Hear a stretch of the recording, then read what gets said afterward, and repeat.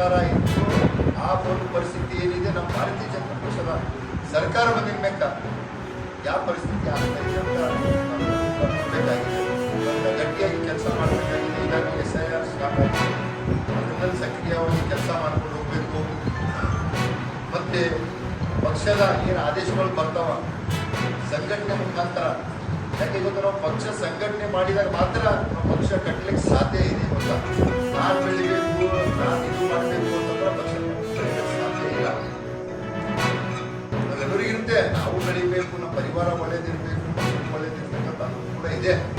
ದಿನನಿತ್ಯ 1-2 ತಾಸು ಏನು ಪದಾಧಿಕಾರಿಗಳು ಇದ್ರಿ ಅದಕ್ಕೆ ಟೈಮ್ ಕೊಟ್ಟಿದ್ದಾಗ ಮಾತ್ರ ಪಕ್ಷ ಸಂಘಟನೆ ಮಾಡೋಕ್ಕೆ ಸಾಧ್ಯ ಇದೆ. ಹೀಗಾಗಿ ಒಂದು ಆಗ್ತಾ ಇದೆ ಪಕ್ಷ ಸಂಘಟನೆ. ಇಲ್ಲ ನಾವು ಜೋರಾಗಿ ಹೋಗ್ಕೊಂಡು ಹೋಗ್ಬೇಕು. ಯಾಕಂತಂದ್ರೆ ಈ ಮುಂದೆ ಗ್ರಾಮ ಪಂಚಾಯತ್ ಎಲೆಕ್ಷನ್ ಇದೆ, ಸಿಟಿ ಎಲೆಕ್ಷನ್ ಇದೆ, ಜಡ್ಪಿ ಎಲೆಕ್ಷನ್ ಇದೆ, ಪುರಸಭೆಗಳ ಎಲೆಕ್ಷನ್, ಅದು ಆಗಿ ಮಧ್ಯಮೇಲೆ ಎಲೆಕ್ಷನ್. ಈ ತನಕ ದಲಿತ ಮುಖ್ಯಮಂತ್ರಿ ಕರ್ನಾಟಕ ರಾಜ್ಯದಲ್ಲಿ ಆಗ್ತಾರೆ ಅಂತ ರಮೇಶ್ ರಾಯಣ್ಣ, ಮಲ್ಲಿಕಾರ್ಜುನ ಖರ್ಗೆ ಅವರನ್ನ ನನಗೆ ಅನ್ನೋದು ನಾವು ಈ ರಾಜಶೇಖರ ಅವರ ಕಾಲದಲ್ಲೂ ಕೂಡ ಇದುವರೆಗೂ ಕೂಡ ನಮ್ಮ ಕನಸಾಗಿ ಬಂದಿದೆ.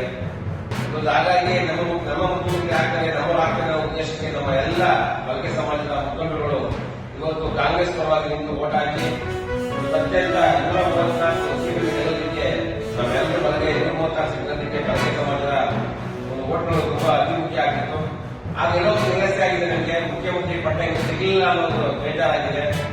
ಆದ್ರೂ ಪರವಾಗಿಲ್ಲ, ನೋಡೋಣ, ಕಾಯೋಣ. ಇನ್ನಾರು ಮುಂದಿನ ಕೊಟ್ಟಿರೋ ಆಶಾಭಾವ ಮಾಡಿಕೊಂಡು ಇವತ್ತೇನು DK ಶಿವಕುಮಾರ್ ಸಂದರ್ಭದಲ್ಲಿ ಕನಿಷ್ಠ ಪಕ್ಷ ನಮ್ಮ ಬಲ್ಗೆ ಸಮಾಜದ 5 ಜನ ಪ್ರಭಾವಿ ಸಚಿವ ಸ್ಥಾನ, ಕ್ಯಾಬಿನೆಟ್ ದರ್ಜೆ ಸಚಿವ ಸ್ಥಾನ ನೀಡಬೇಕು ಅಂತ ಸಂದರ್ಭ ಹೇಳ್ತಾ, ಎಲ್ಲರೂ ಕೂಡ ಮಂಡ್ಯ ಜಿಲ್ಲೆಯ ಮಗನಾದಂತ ಮರವಳ್ಳಿ ಕ್ಷೇತ್ರದ ಪ್ರಭಾವಿ ಅತ್ಯಂತ ಅದ್ಭುತವಾಗಿ ಮರವಳ್ಳಿ ಕ್ಷೇತ್ರವನ್ನ ಕೆಲಸವನ್ನ ಮಾಡ್ತಾ ಇದ್ದಾರೆ. ಸಾವಿರಾರು ಕೋಟಿ ಸರ್ಕಾರದ ಕೆಲಸ ಮಾಡ್ತಾ ಇದ್ದಾರೆ.